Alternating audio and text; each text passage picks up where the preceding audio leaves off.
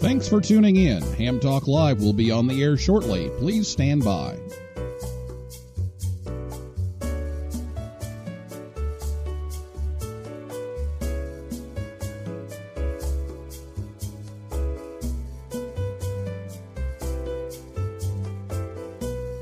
Thanks for tuning in. Ham Talk Live will be on the air shortly. Please stand by.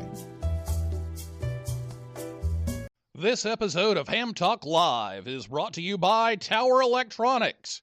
For connectors, cables, and more, call 920-435-2973 or visit pl-259.com. And by the Ham Station. Get your new radio or antenna by calling 800-729-4373 or go to hamstation.com. It's Ham Radio.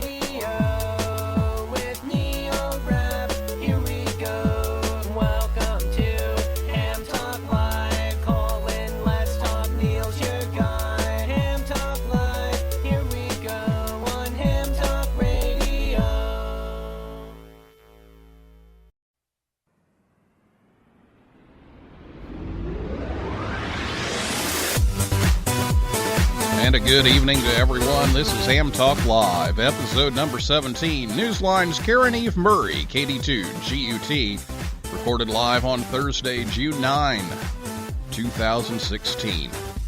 I'm your host, Neil Rapp, WB9VPG, and thanks for tuning in to this episode of Ham Talk Live.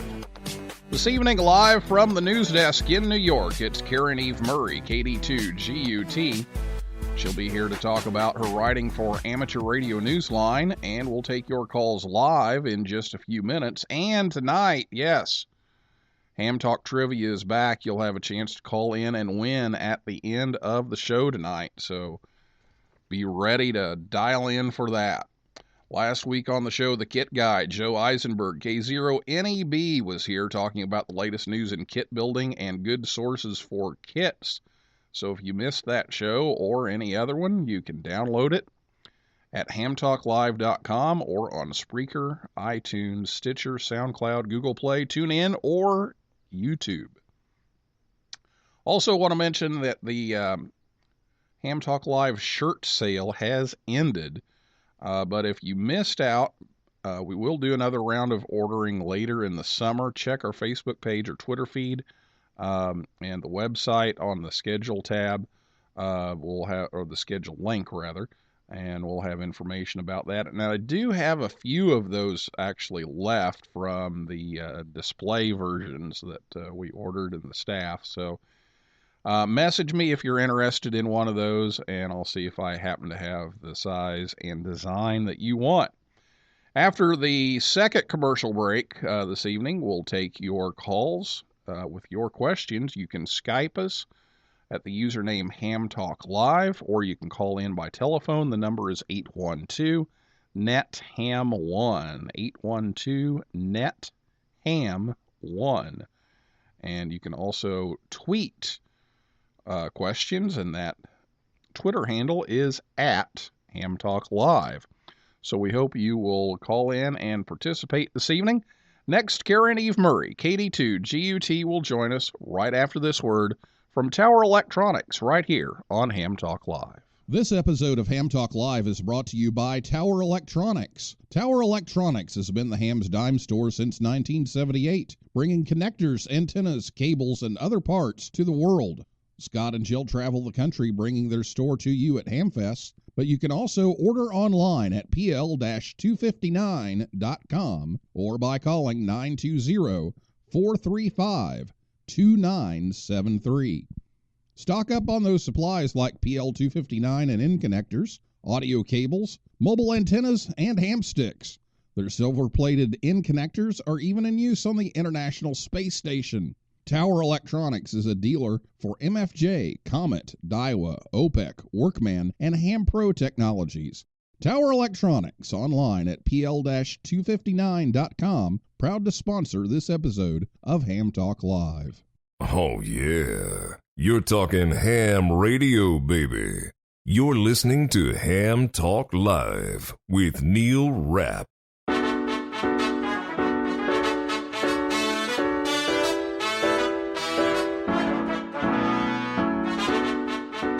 And once again, we would like to thank Scott and Jill at Tower Electronics for sponsoring the show tonight so we can bring you Ham Talk Live. We'll be at the Newberry, Michigan Ham Fest on this Saturday. And coming up soon, Monroe, Michigan and Oak Creek, Wisconsin. Call 920-435-2973 or visit their website at pl-259.com to order. Be sure to listen every Thursday night at 9 p.m. Eastern Time right here on hamtalklive.com. And if you miss the show, you can download the podcast from the website and most popular podcasting websites. Caryn Eve Murray, KD2GUT, is the writer at Amateur Radio Newsline, Amateur Radio's first independent news and bulletin service. Caryn began an interest in amateur radio at age 12, but waited until 2014 to take the test and officially become a ham. She quickly earned a general class license, and she's taken over the editing duties at Newsline after the passing of its founder, Bill Pasternak, WA6ITF. Caryn has spent most of her career working in print, but also had a brief stint in radio. She moved to New York City to write for New York Newsday until its end in 1995, and then she transferred to Newsday's Long Island edition, where she edits copy for the daily paper as well as its website. She's a member of the Great South Bay Amateur Radio Club, where she is one of the editors for its monthly newsletter. Besides news and ham radio, Caryn's other passion is wildlife rehabilitation, and her specialty, well, it's squirrels. So Caryn's all about the squirrels. She also has a horse, and she enjoys horse riding. And so we may talk about that a little bit, too, if we have some time here at the end. Caryn, thanks for taking time out of your work break tonight to be on Ham Talk Live. Thank you so much, Neil. Actually, it's good to take a break from work, and what's even better than taking a break from work is taking a break from work and playing radio. So I'm very happy to be here tonight. Yeah, one of the things we often talk about is how our jobs get in the way of ham radio. You know, we need the ham radio 24/7, and it just gets in the way. Yes, it does. It does. I keep telling myself the job pays for the ham radio, and the job makes the ham radio possible. And in this case, what's really nice is the job actually is part of the reason I'm with Amateur Radio Newsline now, because I was able to bring my newspaper skills to the table in order to really come back to radio. So it's all good. Yeah, it's worked out really well, and we've had Dawn on the show to tell us a little bit about the changes that's happened at Newsline in the last year or so, and we've heard his side of the story of how you ended up, taking over Bill Pasternak's position with Newsline. But let's hear it from your perspective. How did you come into that?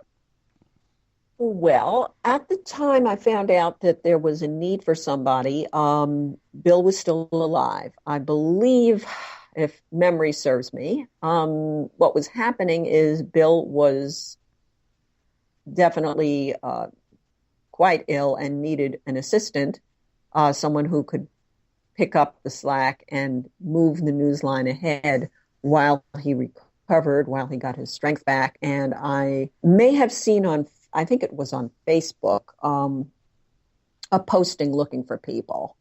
And it's like, hey, I haven't written for radio in ages. I really haven't, but radio has always been my first love. And so I sent a note off. At that point, it was to Skeeter Nash, one of our anchors and correspondents, and wrote him and waited a week, waited another week. But in the interim, while I was waiting, Bill unfortunately passed away, and I just decided to sit tight. I wasn't sure what was going to be happening. They got back in touch with me, I think, after a period of time. Both Skeeter and Don contacted me and indicated that Bill had actually seen my resume and my note and really signed off on bringing me on board, which is about as close as I will ever get to knowing Bill Pasternak. But it's nice to know at least he kind of tapped me for this, and that it's with his blessing that we were able to go forward after his death. And we started up midsummer. I think it was sometime in July. And we've been cranking ever since. Very good. Well, yeah, Bill put a lot into getting everything started and keeping everything going, and we're so glad that you've been able to pick up just at the nick of time to take that over. So speaking of Bill, tell us about this week's edition of Amateur Radio Newsline that's going to be coming out tomorrow. I understand there's a special about Bill. Yes, I am so glad. The timing on this, Neil, could not be better. I'm so glad you asked about that. We are especially proud of this week's newscast because in addition to our two segments, which are strong news segments, and we try to bring variety every week. We try to bring some harder edge news. We try to bring some lighter features. We announce a couple of things that are happening. We have news of DXing and legislation and whatever else is out there circulating in the news. And before we wrap up for the week, we added a third segment, which comes on the first year anniversary of Bill's passing. That segment was produced by Don Wilbanks, and there are some segments in there of folks who knew and worked with and cared for Bill and were buddies with Bill and were just all about sharing ham radio with him and having him as a strong influence in their lives. That's all I'm going to say about that because I want folks to listen. It is truly a beautiful, beautiful tribute to him. Helped me understand a little bit more about what Bill Pasternak was all about and why he kept Amateur Radio Newsline running successfully for as long as it ran and continues to run even with him gone. That says an awful lot about Bill Pasternak. So I encourage people to listen to the whole newscast, but please stick around for that third segment. It's worth hearing. And if somebody wants to listen to Newsline and they haven't been listening to Newsline, should they do that? Well, the simplest way is, of course, the website, www.arnewsline.org. That's the easiest way to download the podcast. If you're lucky enough to have a repeater that broadcasts us in connection with a weekly net, by all means, listen there. Most of our listeners usually hear it one of those two ways. That's the simplest. Some folks even just go to the website and read the script. But honestly, this week, if anything is worth the extra effort to hear the newscast, it's to hear all those voices talking about Bill. You can feel the emotion. You can feel the love for Bill. So I encourage folks to find some way to get an edition to listen to. Okay, so it's carried on many repeaters around the country, so you'll just have to check the list and see. And then the other way is arnewsline.org, just to recap all of that, yes. To check out Amateur Radio Newsline this week. And that comes out sometime tomorrow, right? Yes, indeed. Just a few hours from now. So it will be available. Obviously, folks who are on Facebook can see a preview of the script that's posted up on Facebook on our Amateur Radio Newsline Facebook page. But again, for a real treat, find the newscast, listen to the newscast. We have one of our correspondents making his debut as an anchor. It was a wonderful effort on his part. I think as great a team as we have on Newsline, and my goodness, we do have quite a team. This particular edition, everybody worked extra hard to make this happen. And we're talking about a team that spans the globe here. We've got everybody on board for this. And I think Bill would be proud. Bill would be very proud, I suspect. I think so too, and we'll look forward to getting that released out in the public eye tomorrow. So as I've read your scripts, a lot of your scripts kind of reflect Bill's writing, but I noticed that it seems like just about every script that I get to read anyway, commonly you'll take multiple perspectives on a story and put kind of a happy turn at the end, a feel-good turn, and I guess it's so different from what we get in the headlines of just regular news all the time. So how did you come up with that style of writing to do that? Well, unless the story is some straightforward news, like for instance, legislation, something like a tragedy, well, when it's more featurey, we like to be able to bring it to life a little more. It's a luxury we have because we come out once a week, so we are not really looking at being competitive the way daily journalism is. You know, by the time we've produced our newscast, the news is old. I mean, here in the newspaper business, it's different because every moment your stories are evolving, and at least in the case of a newspaper website or any web-based news product, you can change moment to moment, much like broadcast. But with Amateur Radio Newsline, we need to package it a little differently. We need it to have legs for a whole week. We need it to be relevant so that people won't listen and say, that's old news. What do I need that for? We want it to make sense to them. We want them to be entertained. And my goodness, there's a lot of stuff out there that's just plain funny, or at least amusing or worth smiling at. Unusual things we've come across. One of the first reports I remember doing when I was still getting accustomed to writing for AR Newsline was a report out of Ireland. It was a wedding between two radio amateurs, and I don't know if it was held at the Ham Club. But we had some fun with that. We have indeed had some cute stuff. Our main purpose, of course, is to let folks know what's going on. Let them know if an Aries hams have responded in a tragedy, how they did, what they did, the fact that they succeeded, and that's certainly part of this week's report. But the point is, it's also okay to have fun. It's okay to be a little entertained. News can be funny. And we had an interesting one this week with I don't want to give too much away here because we want people to listen, but we had an interesting story this week that was mine that involved a lighthouse. Mm-hmm. Yes.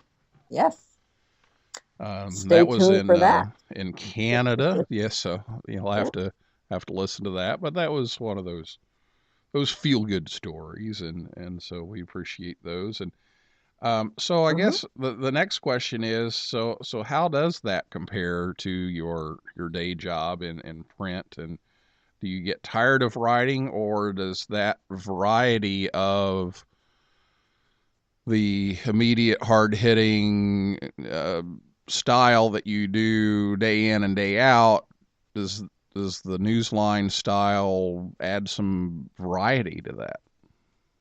Oh, absolutely. I think it's the difference between walking and dancing. Okay. In the newspaper business, we walk most of the time. because you've got to be straightforward. You've got to put one foot in front of the other, and you have to very, very carefully craft your story, make sure it's news. The news is accurate. You have to get all the facts out there that you can, and it's laborious. It's craft. With the features on Newsline, it's a way to kick back and breathe a little bit, and I think it's a good blend of the two. Newspapering, typically you put your hard-edged stuff up front, and we do that as well in the Newsline report. But I think we have the ability to intermingle it and to break it up a little bit here so that folks don't get too depressed by the unfortunate stuff, by the earthquake stories and the wildfire stories and the flood stories, all of which, required ham intervention, and we report on that. Or the news of the silent keys and prominent silent keys in the ham community. We also report on people achieving, and we interview interesting, unusual hams. We spoke. We had an interview with a quite older ham who was must have been his 20th trip to Dayton. So we got a perspective from him. How nice that all of this is out there in our universe, and all we have to do is reach out, and there are people there willing to talk. Hams are great talkers, as you know, and this is just one big rag chew. Very good. Well, what's your favorite part of doing Newsline? Gee, I thought about that question. I think I could take the easy route and say, oh, Neil, it's the writing. I love the writing. I never get tired of the writing. And that's true. That's true. But you know what? I can write. I can write for my newsletter. I can write for a magazine. I can write for anybody. I think the best part about Newsline in particular is the teamwork. We have amazing talent. We have good people. These guys are just very cool, very fun, very crazy. Put us all in one room one day and watch out. We do have a very good time, and everybody is committed to doing their very best. We're all volunteers. I mean, how good is that? We are here because we want to be here. And I think there's something to be said for that. I totally agree. Well, we're going to take a break. We gotta pay a few bills here, but we'll be back with more from Caryn Eve Murray, KD2GUT, and we'll take your calls at 812-NET-HAM1 right after this message from the Ham Station. This episode of Ham Talk Live is brought to you by the Ham Station. For 35 years, the Ham Station has brought new and used radios, antennas, accessories, and equipment to the amateur radio community. Give Jeff or Dan a call at 1-800-729-4373 or order online at hamstation.com. Ham Station carries all the major brands like ICOM, Yaesu, and Kenwood. Shop from a wide selection of radio scanners, MFJ accessories, Heil Sound products, Mirage and Ameritron amplifiers, Cushcraft antennas, and more. Easy online shopping and fast shipping are waiting for you at hamstation.com or call 1-800-729-4373. The Ham Station, proud to sponsor this episode of Ham Talk Live. Join the conversation. Call us on voice with Skype at Ham Talk Live or give us a call at 812-NET-HAM1. That's 812-638-4261. Now, here's more Ham Talk Live. Welcome back to Ham Talk Live. The Ham Station has you covered for both new and used equipment. Give Dan or Jeff a call at 800-729-4373 or go to hamstation.com. Be sure to listen to the show every Thursday night at 9 p.m. Eastern Time right here on hamtalklive.com. Also check out our Facebook page and Twitter feed. Just search for Ham Talk Live. Caryn Eve Murray, KD2GUT, is our guest this evening with Amateur Radio Newsline, and it's time for your calls. So if you have a question for Caryn about Amateur Radio Newsline or anything else, give us a call. Again, the number is 812-NET-HAM-1. That's 812-638-4261. Or better yet, you can Skype us at Ham Talk Live, or you can tweet us at Ham Talk Live. So let us know what your questions are for Caryn Eve Murray. Well, while we're waiting for some calls, what would you like to see in the future? Where do you see Amateur Radio Newsline heading?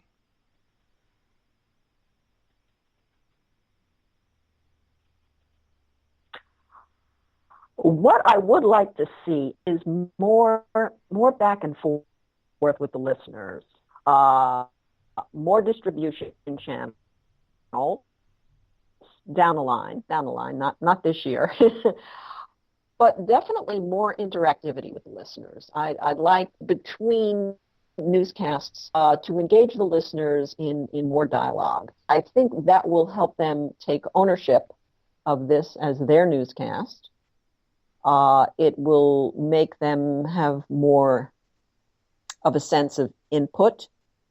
And I think it will build community. And ham radio is about community. We are a community. We are a global community. And having that kind of interactivity in this age, in this day and age, with the technology that we have, I think it would be easy enough to create that. We do get an awful lot of news tips, and we rely on that. We get contributions from people. We rely on that. But, I think having greater interactivity from our constituents would build a stronger responsiveness, and I think a bigger, better newsline. I don't think we need to grow in size or in length. We did pare down, and that was actually one of Bill's final recommendations last year. He thought we could go shorter, lighter, brighter, and tighter, and indeed, it is a better newscast with a shortened version. But I think getting folks greater participation would really be the icing on the cake. Very good. Very good. Well, let's talk a minute. And by the way, out there, listen, if you're out there listening, NET-HAM-1, that's the phone number, 812-NET-HAM-1. Give us a call if you have a question for Caryn Eve Murray. I can't let this go by without at least talking about squirrels, because you just have this thing about squirrels. Tell us about the squirrels, and I'm going to play the squirrel background here. You've heard this before, so I knew this was coming. Yes, you knew this was going to happen. So tell us about the squirrels. The squirrels. Well, first of all, I issue a disclaimer here. My squirrels are not the coax eating type.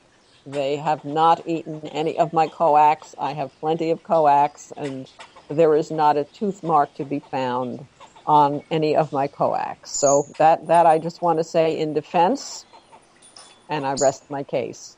I got my New York State license to rehabilitate wildlife long before I got my FCC license for amateur radio. I'm now, I don't want to say semi-retired, but I'm not as active taking in orphaned and injured wildlife. It is very time-consuming, and unfortunately, I don't have the time I used to.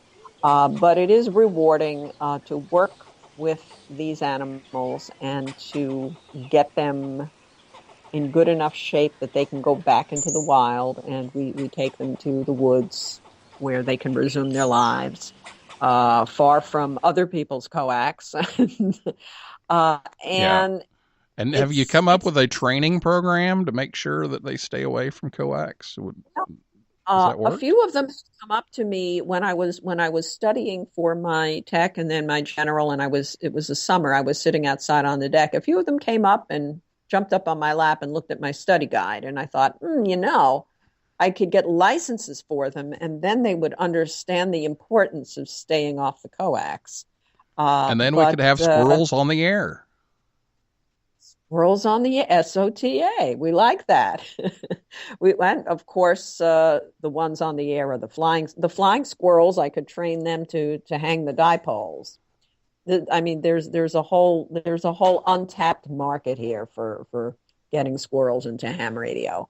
But these guys, the property in back of the house, we do have nest boxes for them, and we believe in live and let live. I think they need to be where they need to be, and we need to be where we are, and it's really mutual respect.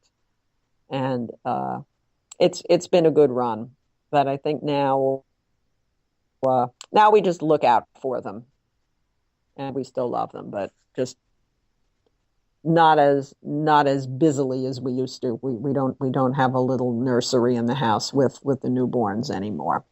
And we also have to mention the horse. The horse, yes. The horse is an acquisition from last year. You mentioned at the start of the program that around age 12, I wanted my license. At the time, that would have been the novice. There was something else I wanted at age 12, and that was a horse. So it took me my lifetime to get both. And he's a wonderful horse. He's worth waiting for. He's a good guy, and I'm back to riding after many, many years of not. And as you say, our jobs get in the way of ham radio. The horse doesn't get in the way of ham radio, but when I'm on the horse, I think I could be on the air. When I'm on the air, I think I could be on the horse. So wherever you are, you're thinking where else you could be. But this horse is an awesome quarter horse, and he's 9 years old. And there is a picture on our Facebook page. We've got a picture of Caryn on the horse. So if you want to check that out, you can go to our Facebook page. We can probably get an HT to take along maybe one day on a trail ride, maybe hit a repeater, and so would that be the horse. So we've got aeronautical mobile and maritime mobile. Would that be an equine mobile? Equine mobile. There you go. Equine mobile. I'm going to find out if we can't perhaps get a new category going for equine mobile. Now, when I was a kid, I had bicycle mobile. I had a little gel cell pack underneath the banana seat, and the radio in the basket, and a magnet mount on the back of the seat, and I had a bicycle mobile. Very nice. Yeah. Now I imagine with a metal frame bicycle. Oh yeah. Right. Oh yeah. Yeah. So that's. And you were on what, 2 meters? Yeah, that was on 2 meters, and actually it was some 11 meters too, but we won't talk about that. But yeah, and I've done pool mobile too. Pool, living dangerously. Yes, I've done pool mobile too. No, just that would be for propagation. Yeah, that might help, but no. Yeah, going to saltwater pool, you really get out there with your signal. So equine mobile, think about that. We may be on something here. I think so. I think we could get more than a few people to help with that. In fact, my own club, the ex-YL of one of our members is involved in horses. She just now got her tech, and they're trying to figure out a way to blend the two universes. Perhaps if ever there are wildfires out there, to do equine evacuation safely, because out east is horse country. So that's a smart and good use of ham radio, as with so many things in emergency work. Now, the squirrel mobile, I'm not sure how that would work. Yeah. Itty bitty radios, itty bitty radios wouldn't know. No, and I think they would chew those. Yeah. Definitely. You wouldn't get much of a signal after about 10 minutes. They'd say, oh, this looks good, and they'd chomp down on it, and that would be it. That would be the total. Yeah. Probably not good. But gray line propagation. But I like the idea of the dipoles, though, helping hang the dipoles. Yeah. That could be very good. Maybe we should try that for field day. Well, it's coming up. Flying squirrels, so yeah. 2 weeks from now, I may raise that with the club too. It's like, hey, we do have a native flying squirrel population here. Let's get some wire, tie an acorn to the end, see what they do with it. There you go. Sounds like a plan to me. 40 meters, flying squirrel. Yep, there we go. The flying squirrel antenna. Maybe you can market that. Yeah, why not? Well, you know what? check the next catalog that comes your way, and you'll see somebody's put that in there, or they may have dropped. Wait a minute, this was our idea on Ham Talk Live. How dare you? I can hear the calls to the ham station right now. Hey, do you carry the flying squirrel antenna? There you go. Or I hear a lot of chatter on the line. Oh no, that's just the squirrel. Yeah, that's just the squirrel. Yeah, friend. That's the squirrel. Yeah. Oh well. Well, Caryn, I know you've got to get back to work, so we are going to let you go. But thanks so much for taking time to be on the show tonight, and we'll be looking forward to that special edition of Newsline coming out tomorrow. Yes. Thank you for that. Anyone who's never heard Newsline, and I hope there aren't too many folks in that category, but if you've never heard it, this is the one to hear. And anyone else who is a regular listener, you're in for quite a treat. It's sit quietly, make yourself a cup of whatever, and give a listen and enjoy. There she is. It's Caryn Eve Murray, KD2GUT, live from the news table at this point in New York, but going back to the news desk there. Thanks so much for being on the show, Caryn. My pleasure, Neil. Thanks for having me aboard. This is KD2GUT, all clear. All right, 7 3s to you, Caryn. Well, it's time for a little trivia this evening. It's time for the game show. Tonight we're playing Ham Talk Live Trivia. So here's how it works. You give us a call at 812-NET-HAM1 right now. 812-NET-HAM1. Go ahead and call. 812-NET-HAM1. You answer the question correctly, you'll earn the respect of all the listeners as well as the host. And, as an added bonus, you'll receive an official Ham Talk Live glow-in-the-dark rubber duck. Not an antenna for a handheld, but a real rubber duck.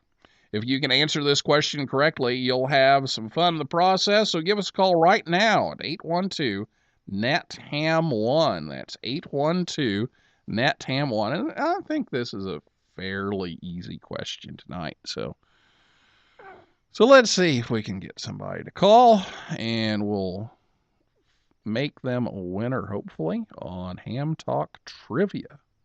812-NET-HAM1 is the number to call, or you can Skype us. You can Skype us at Ham Talk Live.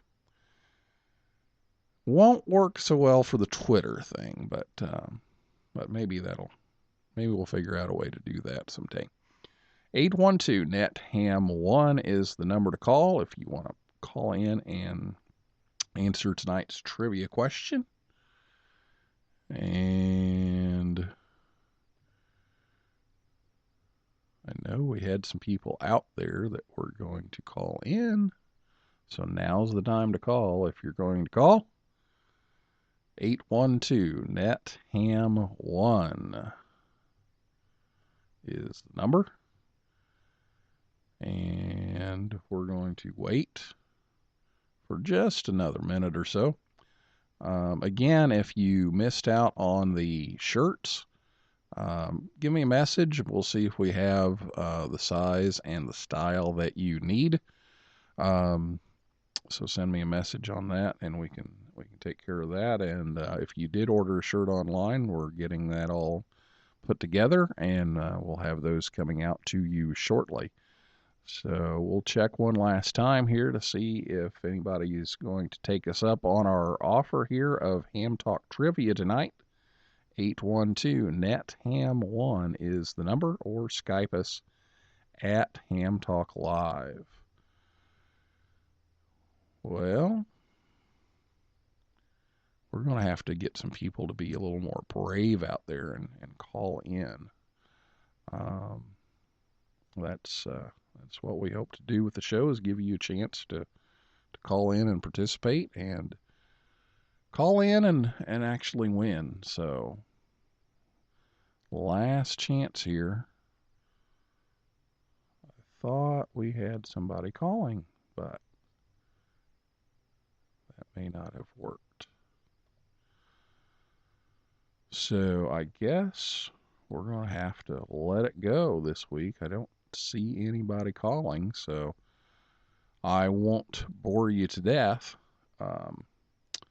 Tonight's question, though, we'll give you, maybe we'll try it this way. We'll give you the question, and then we'll take the caller. We'll give you a chance anyway. The question tonight: who is the famous broadcaster that's also a ham? Answer A is Walter Cronkite. Answer B is Edward Murrow. Or answer C, Keith Olbermann. So if you know the answer, give us a call, 812-NET-HAM1, or Skype us at Ham Talk Live, and we'll make you a winner if you know who the famous broadcaster is that's also a ham: Walter Cronkite, Edward Murrow, or Keith Olbermann. So let's check Skype again. And I guess nobody's going to be brave enough to call in. We're going to have to work on that. We're going to have to get you guys to call in. So, well, I guess we will wrap up tonight's show. Thanks for tuning in to Ham Talk Live. Thanks to Caryn Eve Murray, KD2GUT, and all the listeners out there in cyberspace. Next Thursday night at 9 p.m. Eastern, Dan Romanchik, KB6NU, is going to be here. He's going to talk about study materials for license testing. He's just released his new book for the extra class pool that's changing here next month. So if you are interested in upgrading, that'd be a good show to tune in and listen to. Again, that's KB6NU will be here next week. He has the no-nonsense license study guides. And for a list of all of our upcoming guests, be sure to visit hamtalklive.com. So for now, this is Neil Rapp, WB9VPG, saying 7375, and may the good DX be yours.